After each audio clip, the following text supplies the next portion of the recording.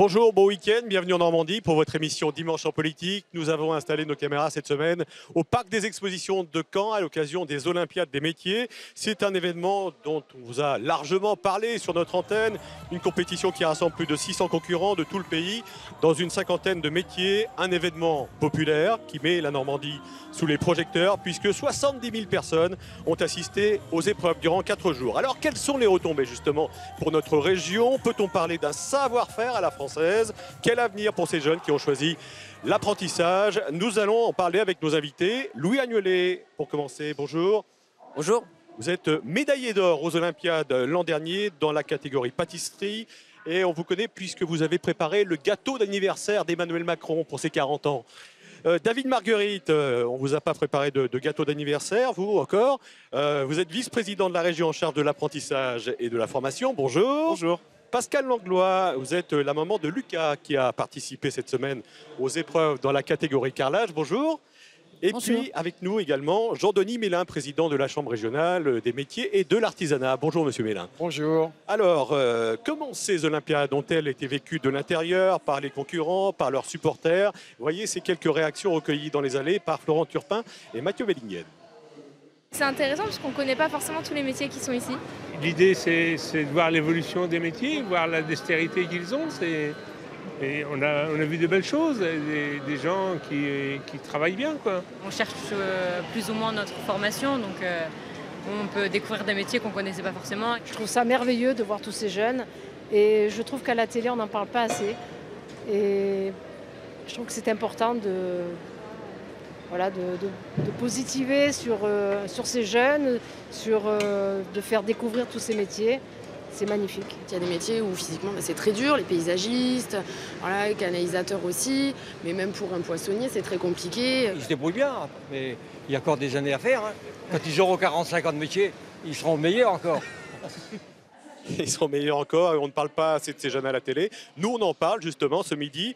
Avec nous, David Marguerite, bonjour. Organiser ces Olympiades des métiers, c'était un pari pour la région. Est-ce que c'est un pari réussi? Oui, je crois qu'on peut dire que le pari est complètement réussi. C'est un succès quantitatif d'abord, puisque vous le disiez, 70 000 personnes qui sont venues au Parc des Expositions pendant 3 jours. C'est un succès qui démontre que la Normandie est capable d'organiser un événement de cette dimension nationale, qui montre sa capacité à organiser donc cette compétition.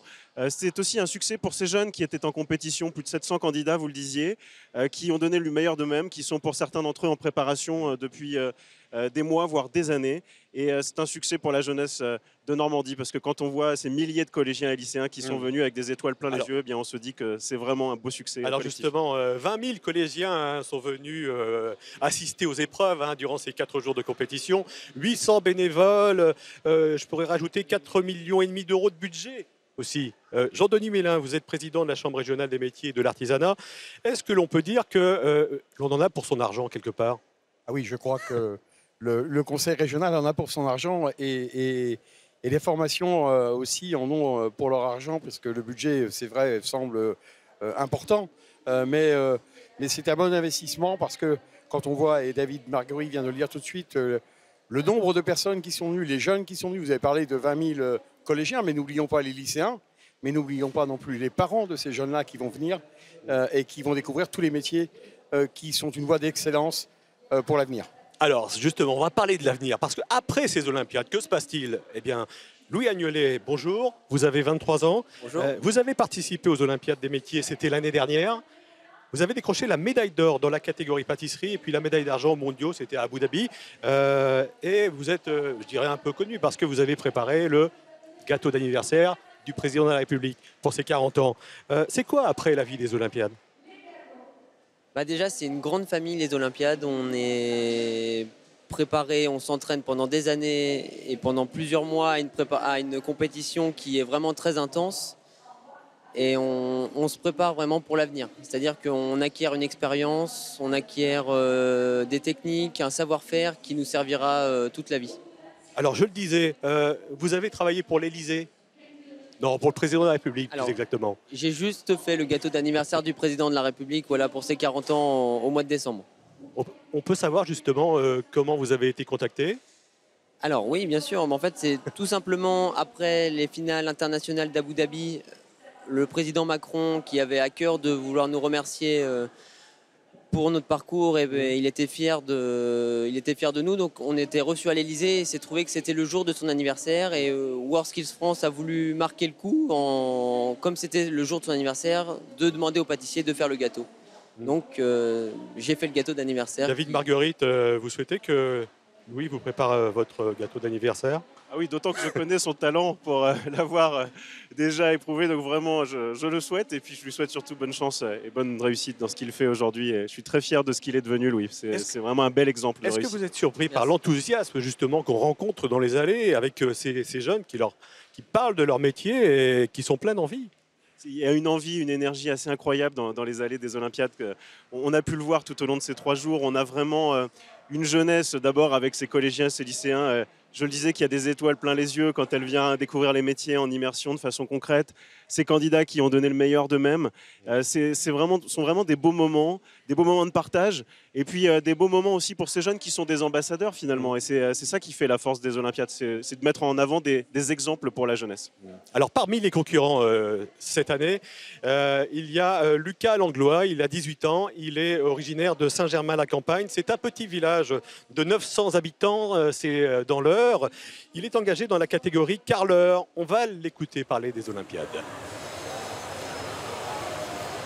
C'est une grande histoire, c'est une grande famille, c'est un concours vraiment génial et ça représente énormément de choses. C'est pas que travailler son métier, c'est aussi énormément de choses à côté. Et c'est une super expérience à vivre.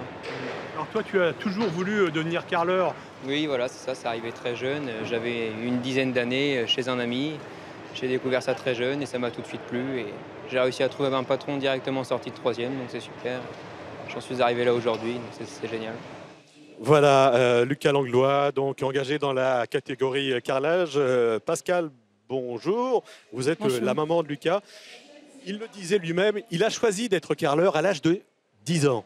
Tout à fait. Ouais. Il n'a jamais dévié depuis, jamais. Depuis le passage dans une entreprise de carrelage, chez un artisan, chez un voisin, je crois d'ailleurs. Non, c'est un très très bon ami de la famille qui, pendant les vacances scolaires, a emmené Lucas sur les chantiers avec lui pour l'occuper pendant les vacances scolaires. Et le soir, il est rentré, il m'a dit « Maman, je serai carreleur ». Et vous dites, ça a été une chance pour lui. Bien sûr. C'est une chance pour lui et c'est une chance pour nous.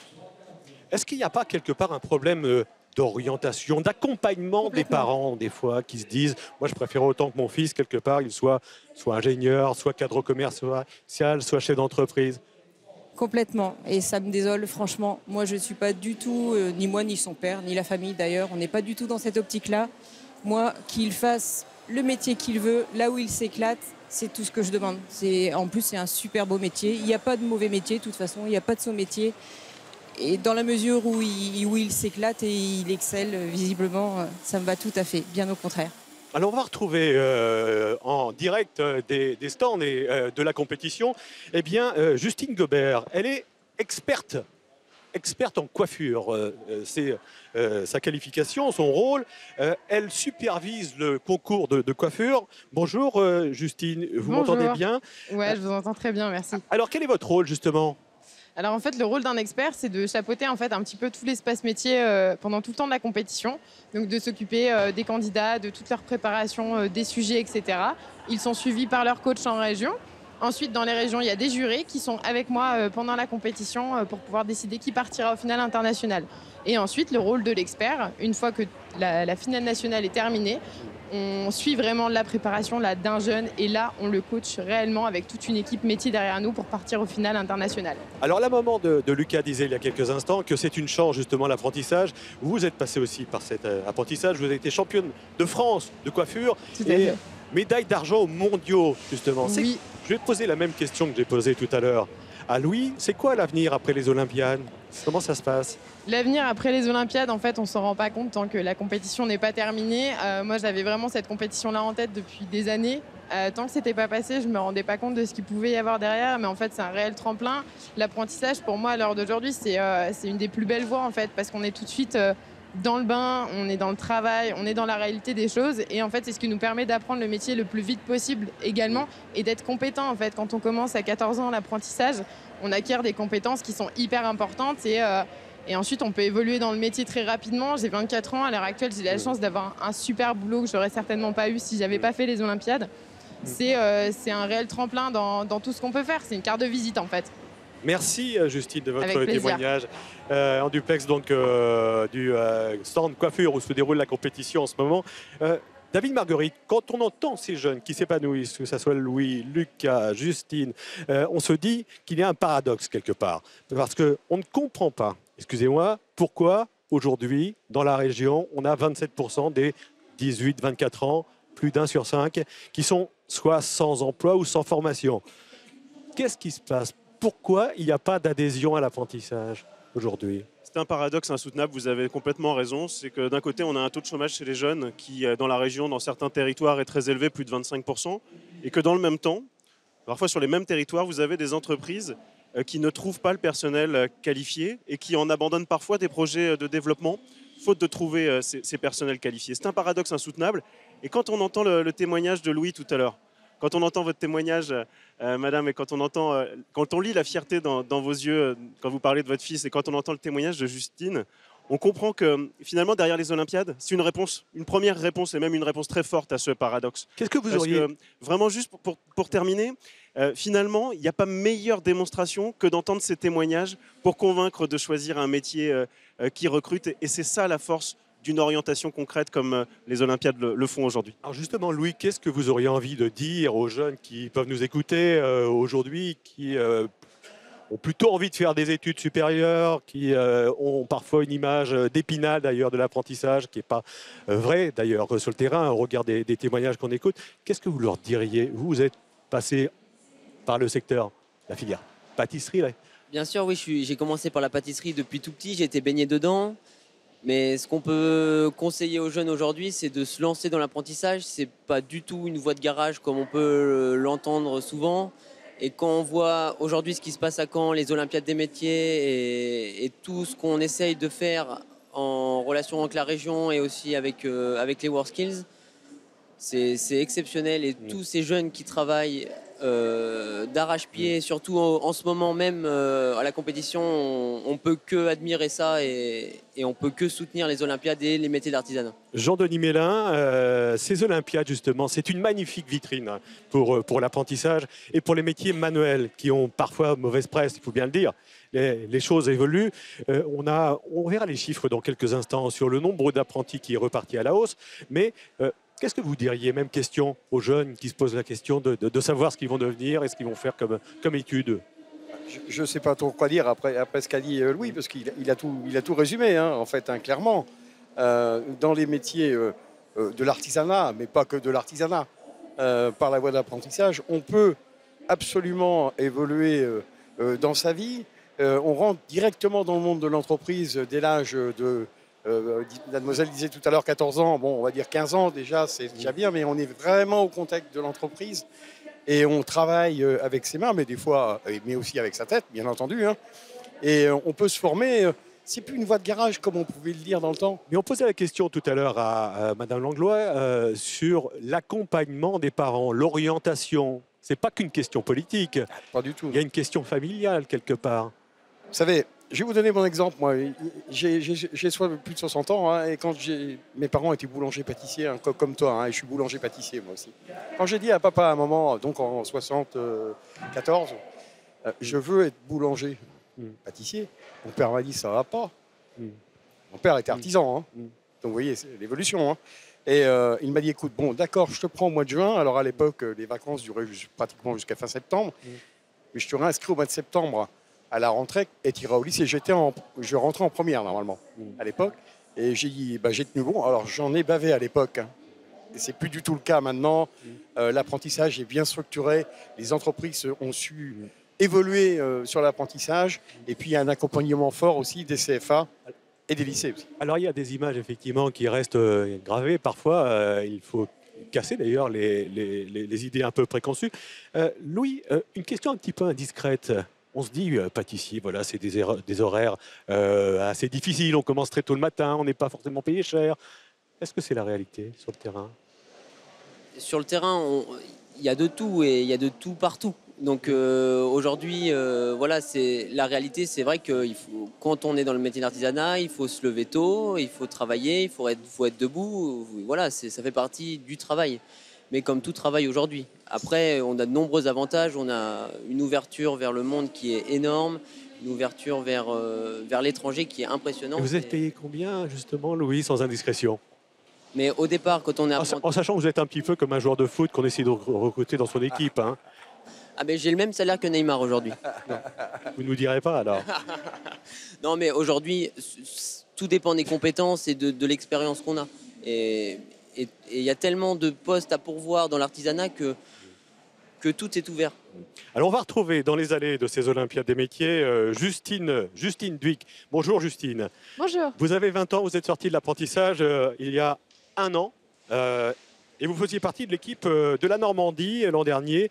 Médaille d'excellence dans la catégorie mode et création, c'est cela? C'est cela. Alors aujourd'hui vous êtes ambassadrice des Olympiades. Ça consiste en quoi? Donc mon rôle c'est d'orienter les jeunes, de leur montrer donc différents métiers, certains qui leur expliquer parce qu'ils ne les connaissent pas, et de dire tous les débouchés qui existent, les formations, de les orienter. Vous êtes là pour vanter les mérites de l'apprentissage. Hein. C'est ça, expliquer vraiment tous les bénéfices qu'ils peuvent en tirer pour leur avenir. Alors aujourd'hui, après cette formation en mode et création, vous travaillez dans une entreprise de chaussures à Cholet. C'est cela. C'est un peu différent de ce que vous aviez appris durant votre formation, non? J'avais commencé par une formation en vêtements et après je m'étais réorientée vers la chaussure, donc un secteur plus restreint. Donc oui, c'est différent, mais toutes les bases que j'avais appris avant et même ce que j'ai fait en compétition qui était du vêtement, je m'en sers dans la vie de tous les jours, autant chez moi pour mes propres créations qu'au travail pour la rapidité. Alors, les Olympiades, il faut rappeler que c'est un concours, une compétition qui rassemble plus de 600 jeunes. Et vous me disiez en préparant cette émission qu'il faut avoir une certaine discipline. C'est ça ce que nous apprend aussi ce concours. C'est ça, parce que c'est une compétition qui est longue. Il faut quand même tenir les 3 jours, il faut le moral, il faut l'endurance. Et on entend les gens parler autour. Il faut vraiment être très discipliné autant dans son caractère, connaître ses gestes par cœur. C'est vraiment l'entraînement. Merci Justine de ce témoignage. Alors on le disait, l'apprentissage est souvent présenté comme une voie de recours, un choix par défaut. Cette année pourtant, eh bien, on va voir quelques chiffres. Plus de 23 000 jeunes normands ont choisi d'être apprentis. Ils ont trouvé un maître de stage, une entreprise. C'est mieux qu'il y a 2 ans parce qu'il y a eu une période décroissante. Et là, c'est reparti. C'est ça? Je vais m'adresser à Jean-Denis Mélin et David Marguerite dans la foulée. Oui, absolument. Oui, c'est reparti. Il y a eu une période de décroissance qui s'explique facilement. Vous savez qu'on a tous subi la crise économique. D'abord la crise financière, la crise économique. Et les entreprises artisanales l'ont subi. Et donc, des chefs d'entreprise n'ont pas souhaité former des apprentis pour former des apprentis.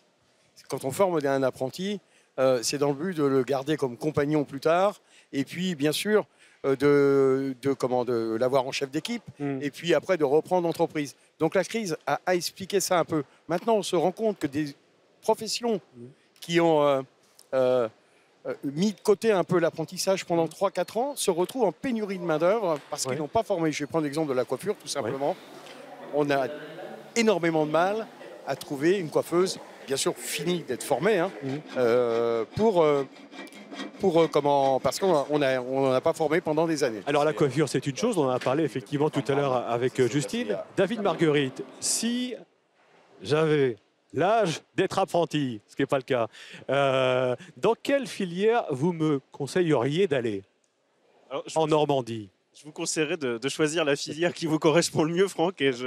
Mais si je voulais vous dire de choisir une filière qui va recruter à coup sûr, on sait qu'il y a des métiers qui sont particulièrement en tension dans la métallurgie, dans les services à la personne, dans l'hôtellerie-restauration de façon générale.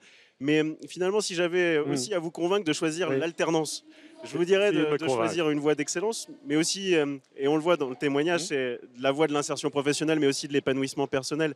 Et si les chiffres progressent comme on le voit aujourd'hui dans la région, c'est qu'on y a cru collectivement, c'est qu'on a voulu parier sur l'alternance de façon générale, dans les lycées professionnels, dans les CFA, chez les jeunes professionnels, qu'on le voit aujourd'hui.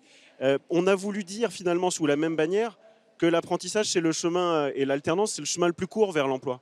Parce que finalement, l'apprentissage, c'est l'école du savoir-être, On sait que l'éducation nationale transmet les savoirs fondamentaux, les entreprises les savoir-faire, mais elle recherche des savoir-être et l'alternance est une réponse très forte à ce besoin de savoir-être aujourd'hui.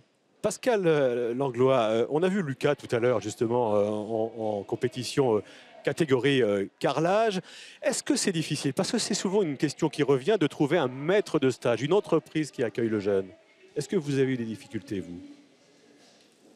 Franchement. C'est dans certains métiers assez compliqué. Lucas, on a eu la chance qu'il connaisse déjà le métier grâce à Clément Rouget, donc que j'en remercie d'ailleurs, c'est Carrelage. C'est donc lui qui lui a appris le métier à 10 ans. Ce qui fait que Lucas, quand il a été en stage de 4e, puis en stage de 3e pour l'école, il a montré que déjà il savait bosser, que déjà il en voulait, que déjà il aimait ça et qu'il était motivé. C'est-à-dire que son patron actuel maintenant, Michael Lucas, que je remercie, c'est un super patron. Il l'a pris de suite après le stage de 3e. Qui a fait les Olympiades lui aussi, qui a fait un parcours assez brillant. C'est un champion du monde, oui. Champion du monde 99, oui. En catégorie, donc carrelage. Louis, c'est difficile de trouver un maître de stage, un patron qui vous accueille? En pâtisserie, non. Clairement, aujourd'hui, il y a beaucoup de demandes en pâtisserie et en chocolaterie, beaucoup. Et le métier est vraiment grand ouvert aujourd'hui. Qu'est-ce qu'on dit, David Marguerite, aux jeunes, encore une fois, de la région on a entendu ça à une période, qui parfois envoie 100, 150 CV. On a eu des témoignages qui nous sont revenus comme ça et qui n'ont pas de réponse. C'est vrai qu'on a aujourd'hui ce paradoxe, des entreprises cherchent et des jeunes cherchent des entreprises. Il y a un vrai problème aujourd'hui de lieux où on peut finalement trouver l'offre d'apprentissage, d'alternance et où l'entreprise peut venir recruter les jeunes. On y travaille précisément, on vient de mettre en place une réponse. Un site internet qui s'appelle Parcours Métier, nous à la région, qui doit faire en sorte qu'on mette en relation l'offre et la demande, parce que c'est un vrai sujet aussi que l'on a. Et on veut aller plus loin parce qu'on va avoir une politique orientation à mettre en place dans les années qui viennent maintenant, dès l'année prochaine. Ça, c'est une compétence dont vous avez hérité. Exactement. Les régions. Exactement. Dès le 1er janvier, en effet, on va se voir transmettre l'information métier dans les collèges et les lycées. Et ce qu'on souhaite faire, c'est finalement faire venir les collégiens et les lycéens dans les entreprises pour qu'ils testent un métier, mais aussi faire venir les entreprises dans les collèges et les lycées et faire venir les jeunes professionnels comme Louis pour qu'ils puissent témoigner de leur métier et qu'ils puissent convaincre, parce qu'on trouve un métier par un témoignage et par une expérience professionnelle. Jean-Denis Mélin, vous vouliez intervenir? Oui, en ce qui nous concerne, nous les CFA de chambre de métier, avec l'aide de la région, bien entendu, encore. Nous ouvrons nos CFA, nous avons des portes ouvertes de nos CFA pour montrer aux parents, parce que j'insiste fortement, madame est une convaincue, mais c'est les parents qu'il faut convaincre d'abord, montrer aux parents ce qu'est l'apprentissage. Ensuite, vous avez parlé d'envoyer 150 CV. Il ne faut pas envoyer 150 CV. Il faut se rendre directement chez le chef d'entreprise. Et le mieux, quand les enfants sont mineurs, les jeunes mineurs, accompagner des parents. Et avoir un entretien, et je suis sûr que vous aurez l'entretien avec le chef d'entreprise. C'est pas facile d'avoir l'entretien, je peux vous le dire. Je vous aiderai s'il le faut, madame. Non, ça y est, on a trouvé. Mais si vous connaissez des cas. Ouais, je peux vous dire que pour ma fille qui recherche en coiffure après sa 3e, on a directement, et je peux vous dire qu'il y a beaucoup de portes qui se ferment. Beaucoup. Mais autrement, on a mis en place un CAD, un centre d'aide à la décision, sur lequel on met en relation et les apprenants et les chefs d'entreprise. Avec la chambre des métiers. Oui, la chambre de métiers, oui. Et donc, vous pouvez aller sur cad-normandie.fr et on vous mettra en relation avec les chefs d'entreprise qui cherchent effectivement des jeunes. Alors, la région, on le disait avec vous, David Marguerite, va être en charge de la politique d'orientation. En revanche, l'apprentissage, il y a une réforme en cours qui avance, qui sera mise en place au 1er janvier. Il y a des chiffres qui sont inquiétants que vous relayez régulièrement, avec une menace sur les centres de formation des apprentis de la Normandie. On passerait de 60 à 44. Sur quelle base vous vous fondez justement? Alors en effet, on l'a dit avec Hervé Morin, la réforme qui a été votée est une réforme qui nous semble aller dans le mauvais sens pour l'apprentissage. On avait tous un objectif, c'est de faire en sorte qu'il y ait plus d'apprentis dans le pays et dans la région. Et on commençait à y arriver, vous le disiez, avec des chiffres en forte hausse au cours des 2 dernières années grâce à notre volonté politique de le faire. Pourquoi on aboutit à ces chiffres? Parce que finalement, cette réforme, elle privatise complètement la voie de l'apprentissage dans notre pays et qu'elle menace de déséquilibre des CFA qui sont en particulier, comme celui de Jean-Denis Mélin, dans le milieu rural, dans les zones rurales. Parce que, en effet, la loi de l'offre et la demande Il faudra que ce sera plus compliqué d'équilibrer. Aujourd'hui, la région, elle est là pour équilibrer les comptes d'un CFA. Demain, elle ne pourra plus le faire de la même manière. Et nous sommes donc inquiets pour l'implantation harmonieuse. Néanmoins, nous aurons le sens des responsabilités en faisant en sorte que la transition se passe le mieux possible et que l'objectif général, c'est-à-dire qu'il y ait plus de jeunes dans l'alternance, eh bien, soit atteint. En tout cas, nous ferons à notre place et à notre tâche le maximum pour cela. Le message est passé. Avant de terminer cette émission, parce que ça va très vite, on va écouter, on va regarder Chonu, notre dessinateur, qui évoque ces Olympiades des métiers et qui fait le lien avec l'actualité du moment, à savoir celle des Gilets jaunes. Bonjour à tous. Alors pendant longtemps, l'apprentissage fut considéré comme une voie de seconde zone. Heureusement, les temps ont changé. Pourquoi ? Parce que quand on est en socio ou en psycho à la fac, eh bien, c'est souvent, malheureusement, une qualification assurée pour les Olympiades de Pôle emploi. Voyons les métiers qui recrutent. On a besoin de brûleurs de palettes ou de pneus parce que ça réchauffe l'atmosphère et puis ça évite le verglas. Et puis aussi, ça c'est une spécialité normande, on a besoin de gens pour s'occuper des vaches qui broutent sur les ronds-points, notamment à Sotteville-les-Rouen. Alors, ça, mes enfants, c'est très très important. Les métiers de bouche et de la restauration recrutent. Des grilleurs de merguez, on n'en a pas suffisamment. Et puis aussi des serveuses de thermos de café. Mais alors, il y a une urgence en ce moment, c'est qu'on manque de couturiers ou de couturières. Il faut savoir qu'on ne trouve plus en magasin un seul gilet jaune. Ils sont en rupture de stock. Mais pour finir, l'urgence absolue, c'est de recruter un enguirlandeur en chef pour pouvoir négocier avec le gouvernement. Alors, la qualification requise pour ce fameux enguirlandeur en chef, c'est d'abord d'arriver à grimper tout en haut pour dominer les autres et puis surtout de briller en public. Mais ça, mes enfants, le charisme, ça ne s'apprend pas. Bon dimanche. Bon dimanche, Chonu, et merci à grilleurs de merguez et serveuses de café. Ce ne sont pas des filières qui vont être créées en Normandie, Jean-Demi ? Non, je pense pas. Même si grilleur de merguez on peut ramener ça au métier de boucher et au métier de charcutier. Mais on reconnaît bien Chonu là, avec son humour. Ça fait très longtemps que je le connais, mais il est très bon, quoi. Qu'est-ce que vous attendez demain, justement, après ces Olympiades? Une fois que les portes vont se refermer, que les stands vont être débarrassés? Oui, alors que va-t-il se passer? Ce qui va se passer, j'espère, et je l'ai dit, je crois, en début d'émission, c'est que on aura, grâce à la région, grâce aux différents intervenants, convaincus des jeunes, des parents, en voyant les plateaux techniques qu'ils ont pu voir ici, comment on peut s'éclater dans les métiers. Et voilà, c'est la seule but de ces Olympiades. Merci Jean-Denis Mélin, merci David Marguerite. Juste un mot de Pascal Langlois, il en est où Lucas dans la compétition?